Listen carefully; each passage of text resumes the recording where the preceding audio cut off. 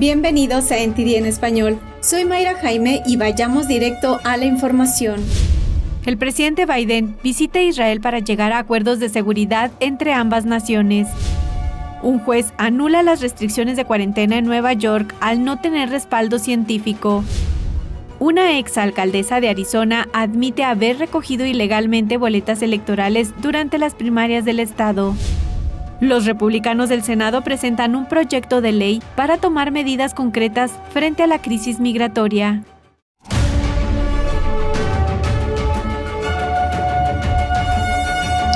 Nuevamente bienvenidos, gracias por acompañarnos. El presidente Biden y el primer ministro israelí, Yair Lapid, firmaron una nueva declaración conjunta que amplía la relación de seguridad entre Estados Unidos e Israel.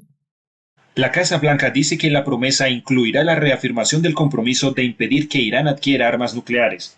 El compromiso conjunto también señalará el apoyo actual de Estados Unidos e Israel a un memorando de entendimiento que se finalizó cuando Biden era vicepresidente. El funcionario también dijo que se declarará el apoyo a Ucrania. En una entrevista con los medios de comunicación israelíes antes del viaje, Biden dijo que mantendría al cuerpo de la Guardia Revolucionaria Islámica de Irán en la lista del Departamento de Estado sobre organizaciones terroristas extranjeras, incluso si eso acabara con el acuerdo nuclear con Irán de 2015. Biden también dice que usaría la fuerza contra Irán como último recurso para evitar que obtenga armas nucleares. Después de Israel, Biden viajará a Arabia Saudí para hablar de la crisis energética y mantener conversaciones con otros aliados del Golfo. Los agentes de la patrulla fronteriza continúan informando de un número récord de encuentros con inmigrantes ilegales y de un aumento en la cantidad de fentanilo incautado en la frontera. El presidente Biden y el presidente de México acaban de prometer miles de millones para infraestructura fronteriza. Melina Weisskopf de NTD nos cuenta los detalles. En mayo se registraron 240.000 encuentros con inmigrantes ilegales. Esta es la cifra más alta registrada hasta ahora. Los republicanos del Senado dieron detalles de un informe que publicaron sobre el aumento sin precedentes y destacan lo que llaman una crisis humanitaria que se está produciendo. Little boys and little girls who've been physically assaulted, who've been sexually assaulted. There's nothing compassionate about luring people into a trip where rapists and murderers and the worst human beings on the planet get their clutches into them. El grupo está presentando un proyecto de ley para abordar el tema, el cual incluye extender el Título 42 para expulsar rápidamente a los inmigrantes ilegales, reanudar la construcción del muro fronterizo y volver el programa Permanecer en México indefinido. Pero nos dicen que tienen claro que sus soluciones no se harán realidad hasta que tengan el control del Congreso. We're not naive. That probably is not likely. We're looking forward to times when there's different numbers in each of the houses. Pero incluso en ese caso, el presidente Biden podrá vetar cualquier legislación liderada por los republicanos que llegue a su mesa. El presidente tiene otras ideas en mente. Focused on rebuilding a solid framework of U.S.-Mexican relations. Tras reunirse el martes en la Casa Blanca, Biden y el presidente de México prometieron en conjunto $5,000 millones para infraestructuras fronterizas, 3.500 millones de Estados Unidos y 1.500 millones de México. El presidente también se ha comprometido a duplicar el número de visas de trabajo para los inmigrantes centroamericanos. Pero aparte de esto, no hemos visto ningún plan integral de la Casa Blanca o aquí en el Congreso con respecto a la reforma migratoria o para controlar la inmigración ilegal que pueda aprobarse. Me pregunto si ustedes están trabajando en algo para hacer frente a estas cuestiones. Whether it's work permits, a fix for DACA, and a path to citizenship. Those are things that we strongly stand for. But reforming our asylum process and making it easier for folks to claim asylum is something that is a thoughtful approach and something that we need to consider as well. Esta fue una solución que también propusieron los republicanos del Senado en el pasado, por lo que la reforma del proceso de asilo parece ser un área en la que ambos partidos pueden unirse, pero no es un área en la que el liderazgo del Congreso haya mostrado interés por avanzar en la búsqueda de una solución. Reportando desde Washington, D.C., Melina Weisskopf, NTD Noticias. Los cuerpos de los mexicanos que murieron en la caja de un tráiler, víctimas del tráfico de personas, fueron enviados a México este miércoles. Ahora sus familias pueden despedirse de ellos. Los cuerpos de 25 víctimas regresarán a sus lugares de origen, según dijo el gobierno mexicano, el cual cubrirá los gastos de repatriación. 2 vuelos con 16 cuerpos ya aterrizaron en el aeropuerto de Toluca, en el Estado de México, procedentes de San Antonio, y se espera que llegue un tercer vuelo. Entre los repatriados se encuentran algunas de las víctimas más jóvenes. Misael Olivares tenía 16 años. Su madre dijo que su hijo aspiraba a mucho más que la tradición familiar de fabricar zapatos. Sus primos Giovanni y Jair Olivares tenían 16 y 19 años. Su padre dijo que la familia acordó pagar a un contrabandista $10,000 para que cada uno de sus hijos fuera llevado a Estados Unidos. Dijo que tuvo que empeñar su casa para hacer el pago. Vamos a un breve corte y regresando, le tendremos información sobre la eliminación de las restricciones de cuarentena en Nueva York. Regresamos.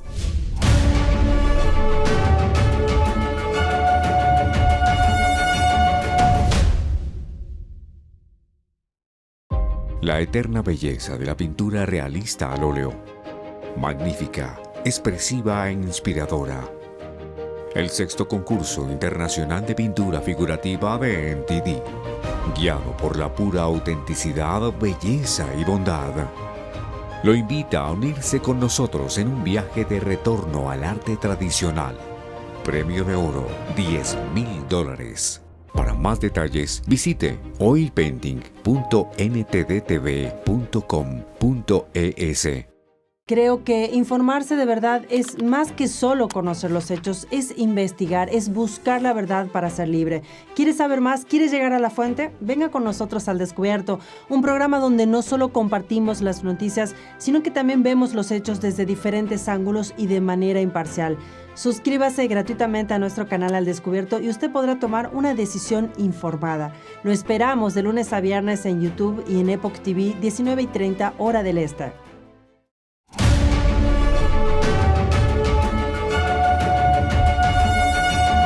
La inflación sigue aumentando y los precios no bajan, y esto sigue afectando el bolsillo de los estadounidenses.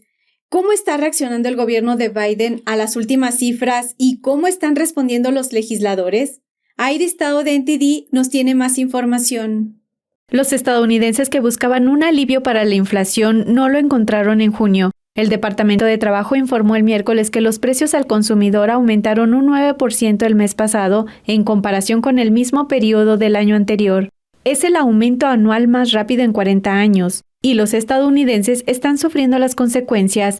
Los precios de la gasolina subieron un 11.2% el mes pasado y un 59.9% en el último año. Sin embargo, al llegar a Medio Oriente, el presidente Biden emitió una declaración en la que calificaba las cifras de la inflación en junio como desactualizadas, citando la reciente caída de los precios de la gasolina, y la vicepresidenta apoyó sus declaraciones. Average national gas prices have fallen every day for nearly 30 days.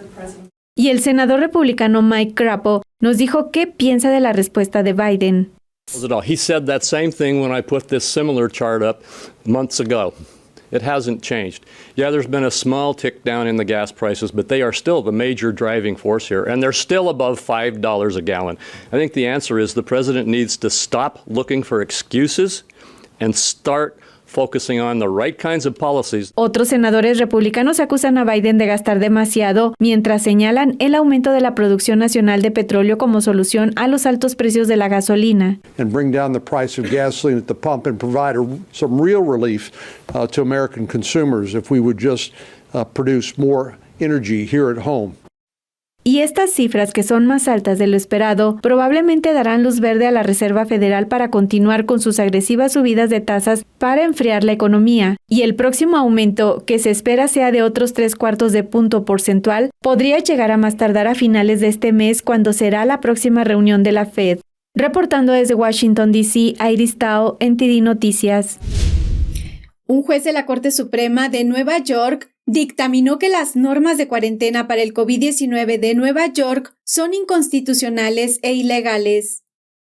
Los procedimientos de aislamiento y cuarentena de Nueva York se promulgaron en febrero. Los aislamientos pueden incluir los que se realizan desde casa, en viviendas residenciales o temporales. Están sujetos a lo que la Autoridad de Salud Pública que emite la orden determine como apropiado. Además, se elegiría un centro médico si se necesitara atención médica. 3 legisladores republicanos del estado, junto con el grupo activista Uniting NYS, presentaron una demanda para impugnar las normas de cuarentena. Argumentaban que los procedimientos violaban la Constitución del Estado de Nueva York y la separación de poderes. La demanda se dirigía contra la gobernadora, el comisionado de salud, el Departamento de Salud del Estado y el Consejo de Planificación de Salud y Salud Pública. El juez dijo que los demandados no aportaron datos científicos ni testimonios de expertos para respaldar la norma de cuarentena. Los informes locales dicen que la oficina de la Fiscal General de Nueva York ya solicitó la apelación de la sentencia. Los centros de embarazo provida están sufriendo un aumento de amenazas y ataques después de que la Corte Suprema anulara el caso Roe vs. Wade. Una importante legislatura demócrata está pidiendo que se cierren. La doctora de uno de estos centros defendió su clínica ante un grupo de senadores. Aquí tenemos los detalles. Varios centros de embarazo de todo el país denunciaron agresiones físicas y amenazas de violencia tras la anulación del caso Roe contra Wade. Y ahora un importante legislador también quiere que desaparezcan. Aquí está la senadora demócrata Elizabeth Warren el martes. Those crisis pregnancy centers that are there to fool people who are looking for pregnancy termination help outnumber true abortion clinics by 3 to 1. We need to shut them down here in Massachusetts, and we need to shut them down all around the country. Brandy Swindle, directora ejecutiva de un centro de embarazo de Idaho, defendió su clínica durante una audiencia de la Comisión de Salud del Senado el miércoles. Leyó la historia de una de sus pacientes. I went to Stanton Healthcare and found that they are a real clinic that helped me with everything I needed. They loved me and showed me I wasn't alone, gave me things I needed for my baby, counseling to get out of my life-threatening abusive relationship, and encouraged me that I could have a life with this baby. Seeing my daughter's heartbeat made me stop feeling the panic attacks that made me want to abort and stop feeling the horrible nausea and see my baby as a real person that I couldn't kill. It instantly made me feel attached to my baby and love her. Swindle dice que la mujer de esta historia pudo más tarde salir de una relación abusiva y mantenerse económicamente.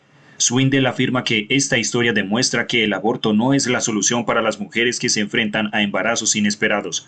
Mientras tanto, los legisladores de la Cámara de Representantes también celebraron el miércoles su propia audiencia sobre el acceso al aborto. Esto es lo que Erin Hawley, abogada principal de Alliance Defending Freedom, tenía que decir sobre los centros de embarazo. If we talk about pregnancy care centers, they're not fake centers. In 2019, they served 1.85 million families, provided $266 million worth of goods, of car seats, of baby formula, which is surprisingly hard to get, of diapers, of the things that women really need. They also provide emotional counseling. They provide fatherhood training. El objetivo de ambas audiencias era debatir el futuro del acceso al aborto en Estados Unidos después de Roe. En una reciente actualización de una historia que fue noticia internacional en los últimos días, un hombre fue acusado de violar a la niña de 10 años de Ohio que abortó. Los fiscales sugieren que el sospechoso podría estar de ilegal en Estados Unidos. Gershon Fuentes, de 27 años, vive en Columbus, Ohio, desde hace 7 años. Fuentes habría confesado violar a la niña de 10 años de Ohio, que posteriormente viajó a Indiana para abortar. La niña también dijo a la policía que Fuentes era el padre. Se cree que en el momento del crimen ella tenía solo 9 años.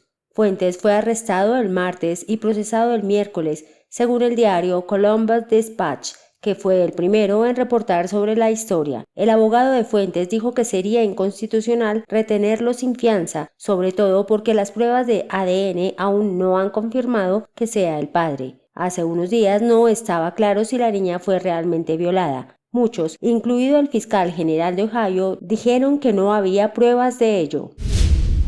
Ahora vamos a un breve corte, pero antes queremos invitarle a que se suscriba a NTD en español, active la campanita para recibir notificaciones. También le agradecemos sus comentarios y likes.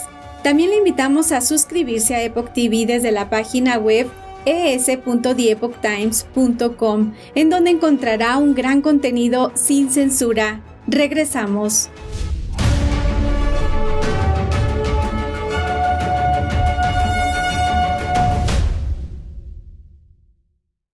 Saludos desde En Primera Plana, de NTD, el lugar donde buscamos respuesta a tus preguntas, donde tocamos los temas que importan, que impactan nuestras vidas. Y no solo vamos a tocar la superficie. Nuestra misión es que tú entiendas profundamente lo que está ocurriendo en nuestras comunidades.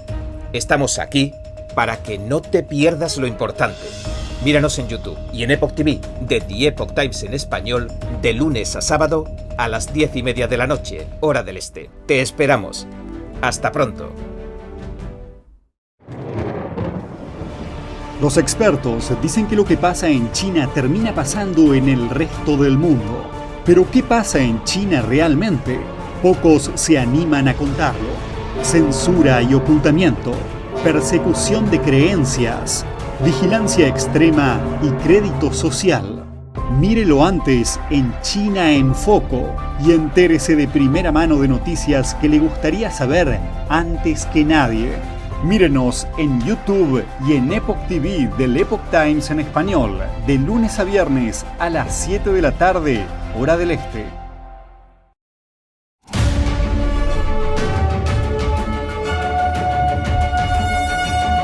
Una exalcaldesa de Arizona se declaró culpable de abuso electoral. Recogía boletas de los miembros de la comunidad, supuestamente a cambio de dinero. Guillermina Fuentes es la exalcaldesa de San Luis, Arizona. Es miembro de la Junta de un distrito escolar local, miembro del Comité Demócrata del Distrito Electoral y propietaria de una empresa de construcción. Ella admitió haber recogido ilegalmente los votos anticipados de 4 personas. Eso fue durante las elecciones primarias de San Luis en 2020. Las pruebas vinieron de un entonces candidato del Partido Republicano al Senado del Estado. Fue de incógnito para grabar un video que mostraba a Fuentes recogiendo y rellenando boletas. Entregó el video a las autoridades locales y estatales que iniciaron una investigación. Como parte de la investigación se entrevistó a Mónica Corral, una antigua empleada de la empresa de construcción de Fuentes. El informe del investigador dice que a Corral le entregaron sobres que ella determinó que contenían dinero. Fuentes le informaba a quienes vendrían a recoger los sobres y en el momento de pasar a buscarlos dejaría una boleta o proporcionaría una hora en la que Fuentes podría ir a recoger sus boletas.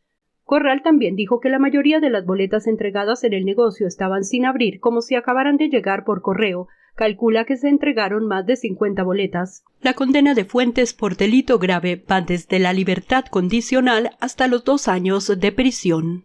En una declaración a The Epoch Times, el abogado de Fuentes dijo que Fuentes solicitó una audiencia de mitigación porque la solicitud del Estado de 1 año de prisión es claramente excesiva.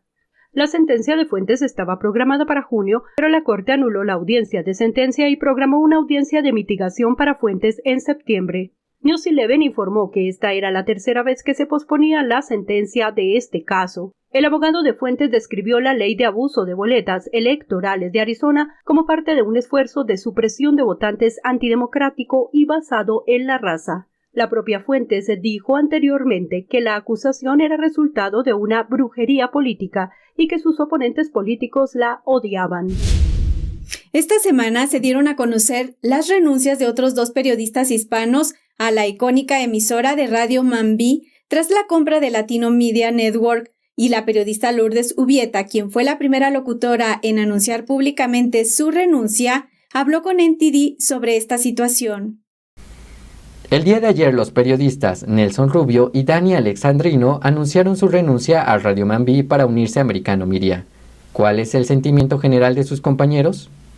Bueno, hasta donde yo sé, es de una mezcla de tristeza con rabia también, porque verdaderamente, pues, inicialmente las emisoras, pero puntualmente Mambí iba a ser adquirida por un grupo conservador que había puesto una cantidad importante de dinero sobre la mesa para comprarla y, bueno, terminó siendo vendida al mejor postor, y eso es totalmente el derecho de la empresa de venderlo como lo quieran. Nadie se opone a la venta. El problema es quién lo compra, ¿no?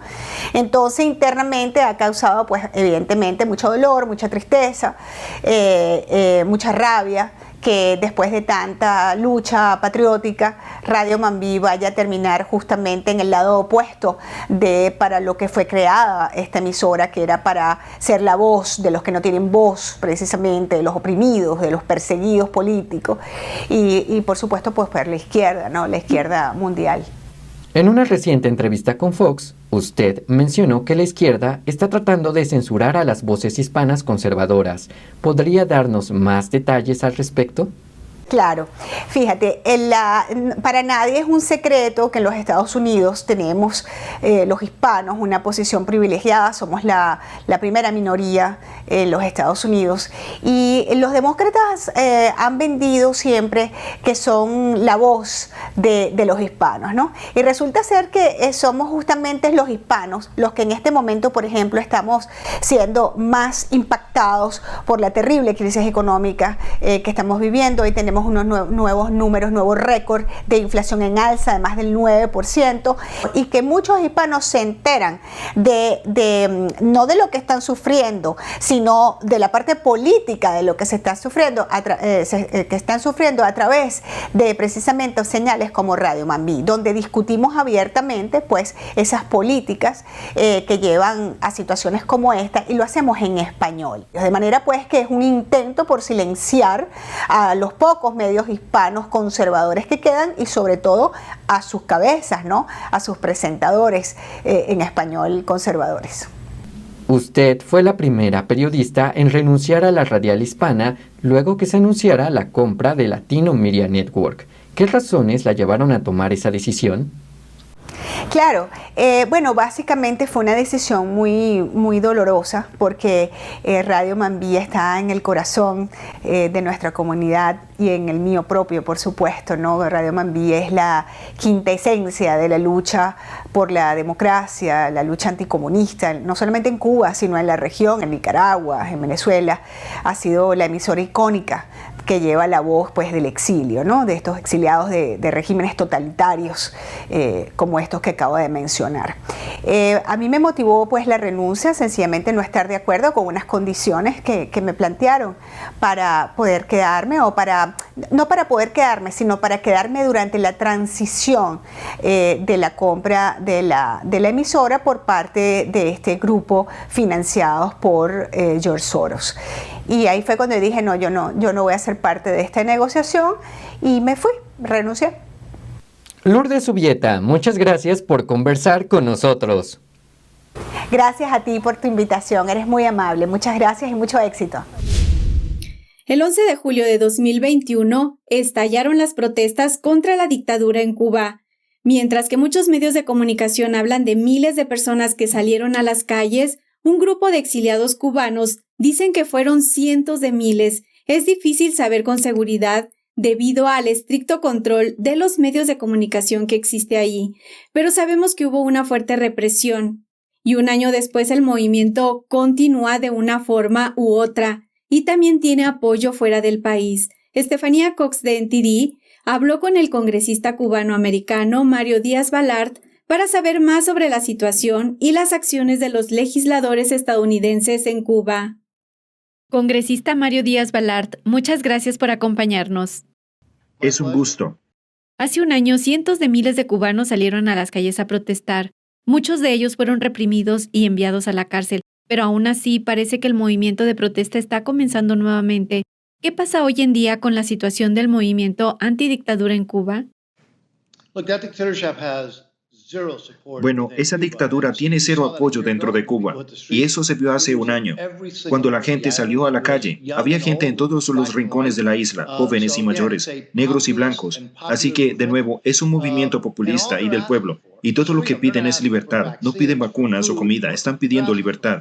Y lo triste, por cierto, ha sido la falta de solidaridad del presidente Biden, de su administración.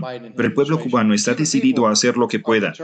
Y ellos entienden que las consecuencias de dar un paso al frente son bastante severas. Y lo hemos visto, con estas largas penas de prisión impuestas, incluso a menores, por el simple hecho de pedir pacíficamente la libertad. ¿Y qué ha hecho el Congreso para ayudar al pueblo cubano desde las protestas del año pasado? Hemos escrito una carta tras otra. Hemos exigido al presidente que haga algunas cosas muy básicas. Le diré algunas de las más fáciles. Usted sabe, el Internet es básicamente inexistente para el pueblo cubano. Está bloqueado. Ellos reprimen cualquier tipo de comunicación. Así que esta administración puede conseguir en 24 horas, ya sea a través del sector privado o del gobierno, crear un sistema con el que los cubanos puedan comunicarse entre sí. Lo único que hace falta es que el presidente dé luz verde y no lo hará. De hecho, a pesar de que la administración está pidiendo y que el liderazgo demócrata en el Congreso, por cierto, está pidiendo enormes aumentos de gastos en todas partes, entre los pocos lugares donde quieren recortar y que están realmente tratando de recortar el gasto, es en las transmisiones de radio a la isla en este momento. Así que hay que preguntarse, ¿es porque no saben nada? ¿O hay algo más que eso? Y no creo que no sepan nada. Creo que saben lo que están haciendo. Creo que francamente están haciendo todo lo posible para ayudar al régimen de Cuba. No debería sorprendernos que estén haciendo lo mismo con la dictadura de Venezuela. Ahora, el mes pasado, la administración de Biden eliminó las restricciones a los vuelos a Cuba que la administración anterior había implementado. ¿Cuál es su opinión al respecto? Esta administración, en lugar de mostrar solidaridad y apoyo al pueblo cubano que está haciendo lo que puede para demostrar que se opone a ese régimen y está haciendo lo que puede para obtener su libertad, en lugar de obtener la solidaridad de ese presidente, esta administración lo que ha hecho es dar concesiones de forma unilateral al régimen. Estas decisiones ayudan a financiar el régimen. Tenemos que recordar que este es un Estado que patrocina el terrorismo, es una dictadura antiamericana, y en lugar de aumentar la presión, debido a la cada vez mayor represión en la isla, es justo lo contrario. Lo que están viendo del presidente Biden son regalos unilaterales, concesiones que ayudan a dar legitimidad y dinero al régimen, algo que es difícil de entender, a menos que crean que hay algún tipo de simpatía y apoyo ideológico a ese régimen antiamericano, que está a 90 millas de Estados Unidos.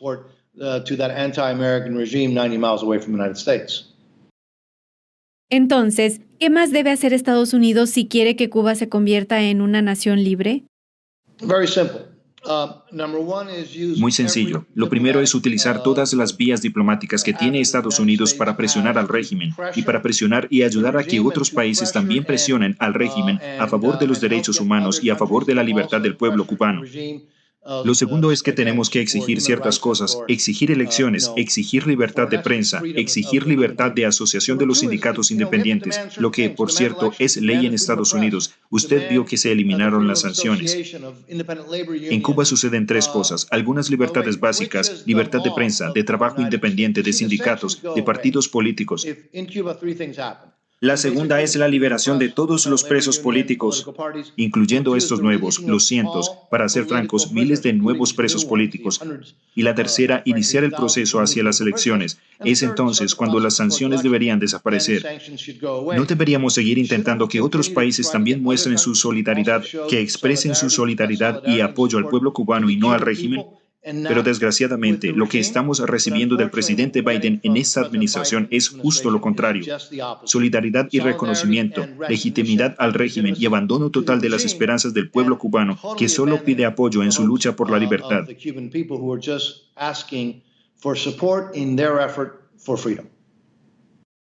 Algunas personas han argumentado que las sanciones de Estados Unidos a Cuba han paralizado a este país en lugar de permitirle ser más libre. ¿Cuál es su opinión al respecto?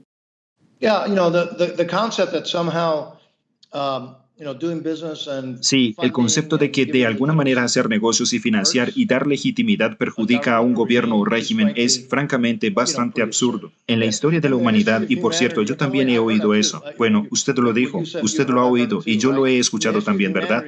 En la historia de la humanidad, nunca la legitimación y la financiación ayudan a eliminar una dictadura. Lo que sí funciona, y hay caso tras caso, es la presión internacional, la presión diplomática, la presión económica. Eso es lo que deberíamos hacer. De nuevo, mostrar solidaridad con la gente, no con las dictaduras que reprimen al pueblo. Y en el caso de Cuba, no solo está reprimiendo al pueblo, es una amenaza para la seguridad nacional y los intereses de Estados Unidos. Es un doble golpe. Ayudar al pueblo cubano, ayudarles es por la causa de la libertad, pero también ayuda a nuestros intereses de seguridad nacional. Parece que este presidente y esta administración están haciendo lo contrario. Hacen todo lo que pueden para perjudicar nuestros intereses de seguridad nacional, ya sea en este hemisferio o en otros lugares del mundo. Y no me hagan hablar de lo que esta administración ha hecho en la frontera sur, que es empoderar, dar autoridad y fuerza a los cárteles, que son ahora los que toman las decisiones sobre quién y qué entra a los Estados Unidos a través de la frontera sur. Es un grave peligro para la seguridad nacional de este país. Congresista Mario Díaz Balart, gracias por su tiempo. Gracias, es un privilegio poder dedicar este tiempo a ustedes.